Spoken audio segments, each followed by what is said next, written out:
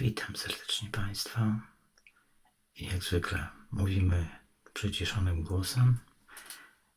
Na wstępie chciałem Państwu podziękować za bardzo miłe komentarze pod pierwszą produkcją materiałów, które pozwalają Państwu spokojnie zasnąć. Dzisiaj opowiem Państwu, bo taki jest temat naszej dzisiejszej rozmowy, o tym, jak to było w przeszłości, kiedy zaczynałem mieć zajęcia ze słuchaczami.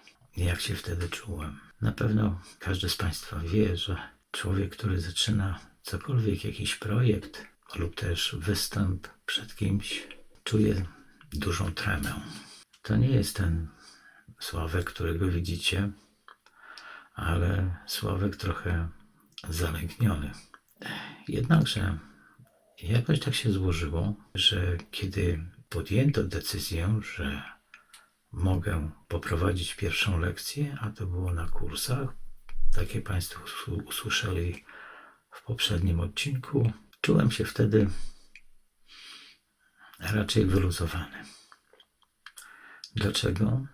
Ponieważ ludzie, którzy mnie otaczali w sekretariacie, jak i też lektorzy, potrafili stworzyć taką atmosferę, która pozwalała mi jakoś te wszystkie obawy i lęki przed wystąpieniem przed grupą prawie 40-osobową.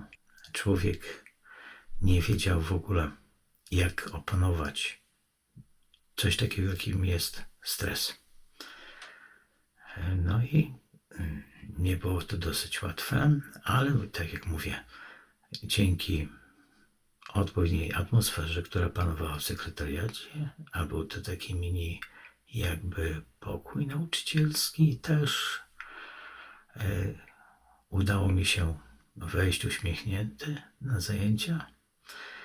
No i bardzo taki młody człowiek wtedy wszedł przed audytorium około 40 osób. No i w pierwszej chwili zaniemówiłem. Patrzę się tak na tych ludzi i trochę mi kolana zadrżały. No ale szybko zajrzałem do dziennika, odczytałem nazwiska osób, sprawdziłem listę obecności. No i to mi jakoś tak uspokoiło. To jest pierwszy taki moment, w którym można powiedzieć, człowiek czuje się jak, wyleciało mi polskie słowo hunter, myśliwy, przed powiedzmy wilkiem albo gdzieś w Afryce przed lwem. Wtedy trzeba odpowiednio się zachować, nie uciekać, tylko próbować innych sposobów. No i proszę Państwa, trzeba umieć to wszystko opanować. A więc pokazać sobie, że jest się jakby władcą nad całą tą sytuacją, a nie sytuacja władcą nad nami. I to się udało. Chociaż muszę powiedzieć, że kosztowało mi dosyć to dużo. Na dodatek jeszcze było to na tyle ciężkie, przeważnie dla moich słuchaczy, wydaje mi się, bo pomyliło mi się jakoś tak, że jestem wśród słuchaczy, którzy są w drugiej grupie, a więc troszeczkę są bardziej zaawansowani. Ja byłem wtedy w pierwszej grupie i zacząłem mówić po angielsku do nich, co spowodowało wielką konsternację. Na szczęście zauważyłem ten błąd i wtedy sobie właśnie pomyślałem, no ładnie się zaczyna i już zidiociałeś na samym początku. No, ale czas upływał. Wróciłem oczywiście do formy polsko-angielskiej, tłumacząc według podręcznika i jakoś ta lekcja minęła. Na początku tej lekcji to, co było po angielsku, to była prezentacja siebie samego. Oczywiście nikt na pewno nie zrozumiał, co do nich mówiłem. To jest taka wpadka, można powiedzieć, która została zaliczona przeze mnie. Ale mimo wszystko muszę powiedzieć i potwierdzić to, co mówiłem poprzednio, że my uczymy się całe życie od ludzi, ludzie się uczą czegoś od nas. Nawet Państwa reakcje na naszą tutaj działalność jest też pewnego rodzaju wzmocnieniem dla naszej pracy.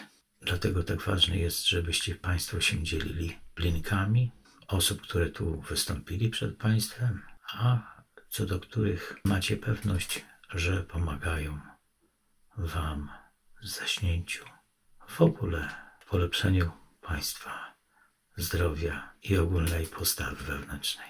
Tak więc piszcie Państwo to, co myślicie w komentarzach. Dzielcie się z innymi, tak żeby i inni mogli z tego skorzystać. Zawsze jesteśmy do Państwa dyspozycji. Wystarczy włączyć YouTube i już jesteśmy. Drugą taką historią to była historia ze szkoły, kiedy zaczynałem w szkole państwowej. Ktoś dowiedział się, że istnieje taki lektor, którego można polecić. No i zacząłem pracować akurat nie od podstawówki zaczynając. Była to szkoła średnia z profilem ekologicznym, gdzie muszę powiedzieć, że dobrze mi się współpracowało. No ale pierwsze spotkanie jest trudne. I z pewnością dla młodzieży to może jest ciekawe, ale dla nauczyciela startującego w danym środowisku może być trudnym przeżyciem.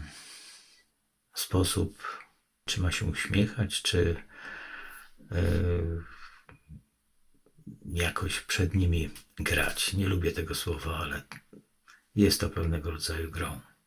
Chociaż później nauczyłem się, że najlepszym nauczycielem ten jest nauczyciel, który jest sobą.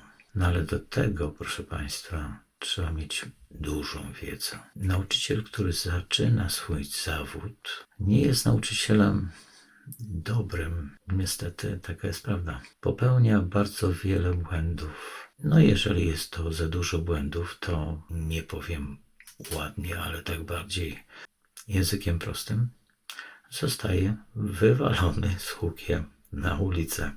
Ale w momencie, kiedy są potknięcia, a ja byłem takim człowiekiem dosyć krytycznym w stosunku do siebie przez całe życie, a te błędy wyłapywałem później, po dniu, po dwóch, a czasami zdarzało się, że i po tygodniu, kiedy wracaliśmy do pewnych kwestii powtórzeniowych, no i trzeba było się przyznać do tego błędu, potrafiłem ludziom powiedzieć, że tu i tu się pomyliłem. To uznaję za pozytywne. Ludzie są z natury też omylni i bardzo szybko zaakceptowali tę całą sytuację. Zawsze robiłem notatki, analizując każdy dzień. I tam, gdzie moje wątpliwości się pojawiły, czy coś zrobiłem dobrze, a okazało się, że źle, zostało przeze mnie zanotowane i wyprostowane. Nie zdarzało się to często, bo wiadomo, że źle by się to dla mnie skończyło. Zresztą, tak jak wspomniałem, miałem doskonałego nauczyciela, profesora, którym była pani Maria. I dobrze, że miałem takiego anioła wiedzy. No ale taki byłem, że o coś siebie tam oskarżałem, a później pytałem się pani Marii, a pani Maria mówi, no Sławek, przestań, zaraz ci czekoladę kupię, to może poczujesz się lepiej. Psychiatrą nie jestem, ale czekolada ci pomoże. Ważna jest atmosfera, w której człowiek pracuje. Wtedy zyskuje i sam człowiek prowadzący, uczniowie, no i wszyscy wokoło.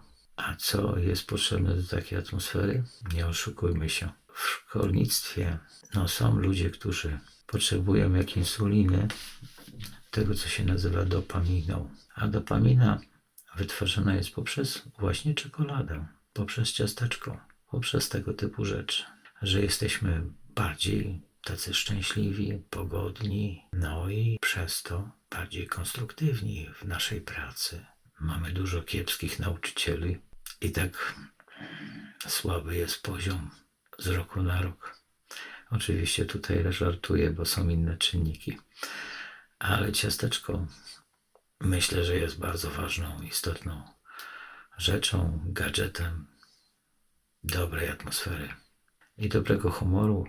który nam nie dopisuje w tych czasach. Może właśnie dlatego, że tak mało odwiedzamy się nawzajem, pijemy razem kawę, no i nie częstujemy się zwykle ciasteczkiem. A przecież można to zmienić. Trzeba tylko chcieć. Język obcy jest językiem żywym, nie tylko obcy, ale nasz ojczysty. I jakbyśmy spojrzeli na sposób wypowiedzi przed wojną, na przykład w starych filmach, to byśmy zauważyli, że ten język polski był zupełnie inny. Litera U, czyli przyszedł, odszedł, prawda? Jest to inna głoska zupełnie, która nie istnieje już w języku polskim. Tego można znaleźć bardzo dużo w starych filmach. To samo dzieje się z językiem angielskim. On ulega zmianie i dobry nauczyciel to jest taki nauczyciel, który nigdy nie powie o sobie, że jest dobry, jeżeli chodzi o wiedzę. Zawsze musi siebie traktować jako studenta. I to do końca swoich dni. Jeśli nie ćwiczysz czegoś, na przykład swoich mięśni, to przestajesz nie mieć. Starszy człowiek, który ma kłopoty z bólami biodra, jeżeli zaprzestaje chodzenia, to traci możliwość chodzenia. Tak samo język obcy. Używasz, ćwiczysz, zyskujesz. Tak jak rzeka, która zawsze płynie do przodu. Podobnie my płyniemy na łodzi i kiedy ta łódź nie dotrze do swojego celu, no to jest smutno. Podobnie i z nauczycielem, który stracił swoje możliwości poprzez to, że się na przykład załamał, czy nastąpiły inne okoliczności i jego łódź tonie. U prawdziwego nauczyciela ona zatonie w jednej tylko rzece, żeby pojawić się w drugiej, może mniej rwącej, ale zawsze robi do końca to, co lubi. A więc uczy, nawet za darmo, dla poczucia własnej godności. I dlatego, proszę Państwa, nie ten korepetytor jest najlepszy, który jest młody. O, student zawsze Ciebie nauczy. To nie musi być ktoś, kto jest starszym nauczycielem. Przeważnie tacy są najdrożsi. Nieprawda. Mit i bajka. Są tacy, którzy są najtańsi, ale i są przy tym bardzo cenni. Z całym bagażem swojej wiedzy nabytej, czego nie ma na początku żaden lektor i żaden nauczyciel. To są tylko osoby, które zaczynają. Jeżeli chodzi o samo wrażenie pierwszej lekcji w szkole państwowej, to przyznam się, że było dosyć stresujące. Trzeba się tego nauczyć, oswoić się z tym lwem, który cię może pożreć w każdej chwili. No tak to widziałem wtedy. Młodzi ludzie czasami są bardzo krytyczni i bardzo wrażliwi na wszystko. No i tego trzeba być świadomy, bo każdy człowiek jest inny. Inaczej reaguje. Ktoś powie, fajny zawód, możesz mieć dużo czasu i jadąc na wakacje, odpoczywać. Czy nauczyciel odpoczywa w czasie wakacji? Może nauczyciel WF-u? Tak, ale jeżeli chodzi o człowieka, który jest związany z przedmiotami ścisłymi, czy z literaturą, czy z językiem obcym, to jest kwestia czytania, nabywania wiedzy, poszerzania, utrwalania. I to trwa nawet w wakacje, proszę Państwa. Ktoś może powiedzieć, dobra, są opracowania teraz. Nauczyć się tego, co jest w opracowaniach i jakoś tam będzie. Tak, lipnie można przeżyć całe życie, to prawda. Bo przeczytać coś, a o czymś, no to jest istotna różnica. Teraz opowiem Wam o mojej ostatniej lekcji w szkole. Pracowałem w szkole dla młodzieży pracującej, czyli była to szkoła wymagająca dużego poświęcenia. To niektórych bardzo kosztuje, jeżeli chodzi o zdrowie. No, byłem wówczas nauczycielem, który dosyć długo utrzymał się w tego typu szkole. Trzeba mieć odpowiednią osobowość, żeby tam się zaklimatyzować. Nie jest to szkoła łatwa. No i ta ostatnia lekcja wiązała się i z moim błędem. Ja zawsze starałem się każdemu uczniowi pomóc, ale w pewnym momencie zdenerwowała mnie pewna sytuacja, w której niestety wystąpiła w roli głównej jedna z moich uczennic, w stosunku do której za jej zachowanie trudno mi było powstrzymać swoje nerwy, no i mi się coś wymsknęło za dużo, co oczywiście nie było dobre. Wiadomo, że bardzo obrażona. Wtedy mógłbym nazwać tą osobę w cudzysłowie księżniczką. Wylądowała od razu u pani dyrektor.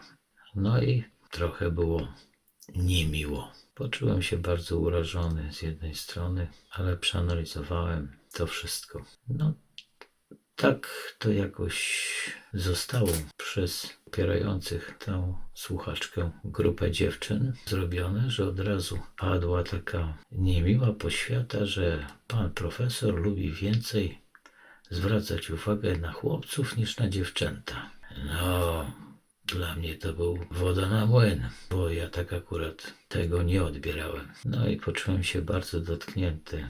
Może i wtedy podjąłem też decyzję, że pora już zakończyć swoją działalność w szkole. Zresztą oznaki depresji pojawiły się dużo wcześniej. Taka sytuacja, która nastąpiła, tylko wzmogła mój taki stan wewnętrzny, który później się pogłębił po tym, jak już sam nie chciałem pracować, jak i też pani dyrektor też nie miała ochoty podejmować ze mną współpracy. Ale to są moje podejrzenia tylko. No i w ten sposób dobiegła końca moja działalność. Ale później, pewnego dnia, spotkałem ucznia w tramwaju. Chłopaka, który miał do mnie pretensje. Powiedział coś takiego: panie profesorze, dlaczego pan odszedł? Dlaczego pan odszedł? Pan sobie nie wyobraża, jaką nauczycielkę mamy w tej chwili. Niech pan wróci. Próbowałem zmienić temat, tam zagadać na inny temat w ciągu tej jazdy tramwajem. No ale on co pewien czas przypominał mi to tym pytaniem: dlaczego pan odszedł? No, raczej na spowiedzi u księdza nie byłem, więc nie musiałem mówić mu pewnych kwestii. Ale to pytanie później mnie zastanowiło. Czego najbardziej żałuję? Na pewno tego, że sam nie założyłem szkoły. Bałem się. I myślę, że teraz to jest ważna wiadomość dla innych ludzi, którzy boją się zakładać swoje własne interesy. Nie bójcie się. Każdy okres ma to do siebie, że przemija. I niesprawiedliwość też przemija. Tak więc dzisiaj możesz mieć bardzo kiepski okres z robieniem czegoś dobrego dla drugiego człowieka. Z założeniem jakiejś szkoły czy biznesu. Jednakże nie bój się. Dzisiaj możesz coś zasiać, ale plony zdobywasz później duże. To odwaga kształtuje i wyznacza wektor do powodzenia i twojego szczęścia. Idź do przodu. Ja, mimo że noga mi się poślizgnęła poprzez depresję, która została zdiagnozowana, ale nadal staram się być użyteczny dla tych, którzy mnie o pomoc jakąś proszą. To, co robiłem dla drugiego człowieka, to mnie bardzo interesowało, bo to mnie wzbogacało, wiedza. Tak więc nauczyciel to fajny zawód. Dowiadujesz się wszystkiego, co roku powtarzasz.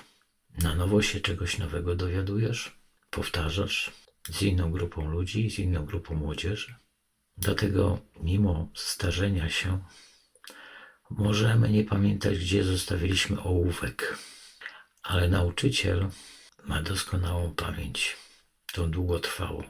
Jak spytasz go się o coś, o to, żeby ci powiedział po angielsku wszystko w czasie present simple albo present continuous, to powie ci to bez zająknięcia. Mimo że już jako staruszek nie będzie pamiętał, gdzie zostawił swoje okulary. Tak to właśnie wygląda. Na zakończenie apeluję jeszcze raz, piszcie do nas, co myślicie. Pod każdym materiałem każdego naszego uczestnika, który Wam pomaga, piszcie, że pomaga. Piszcie, jak się czujecie. W ten sposób dajecie nam wzmocnienie do naszej pracy i wtedy wiemy, że to ma sens. Dzielcie się linkami i wspierajcie nas jak tylko możecie. Subskrybować, nacisnąć dzwoneczek, no to podstawa. Trzeba właśnie pokazać tym, którzy pracują w YouTubie, że się Wam to podoba, a wtedy jest większy zasięg. Serdecznie za to dziękujemy. Do zobaczenia.